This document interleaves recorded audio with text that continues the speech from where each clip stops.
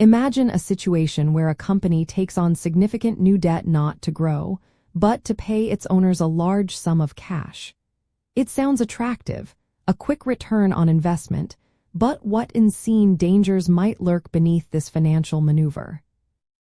Dividend recapitalization carries several substantial risks for the underlying company. Primarily, it significantly increases the company's leverage, meaning more debt relative to its equity or earnings.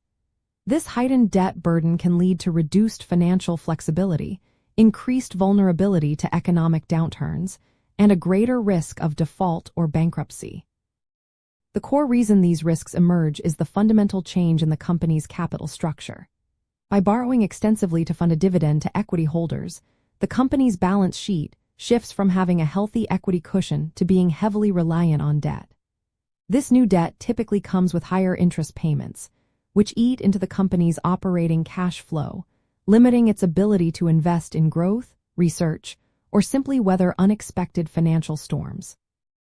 Furthermore, loan agreements often include stringent financial covenants, such as specific debt to earnings before interest, taxes, depreciation, and amortization ratios, and breaching these can trigger a default.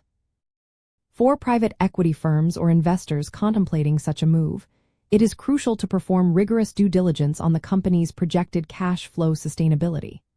This involves comprehensive stress testing of financial models under various adverse economic scenarios and carefully scrutinizing the proposed debt covenants.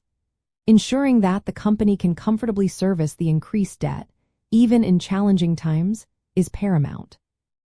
Understanding the nuances of dividend recapitalization involves appreciating terms like the debt service coverage ratio, which measures a company's available cash flow to pay its current debt obligations.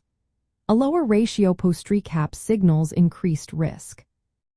Additionally, the prevalence of covenant-light loans in recent years can exacerbate these risks, as such loans offer fewer protective clauses for lenders, potentially allowing a company to deteriorate further before intervention, which ultimately hurts equity holders if the company struggles. Ultimately, grasping the inherent risks of dividend recapitalization empowers investors and financial professionals to make more informed decisions about a company's long-term financial health.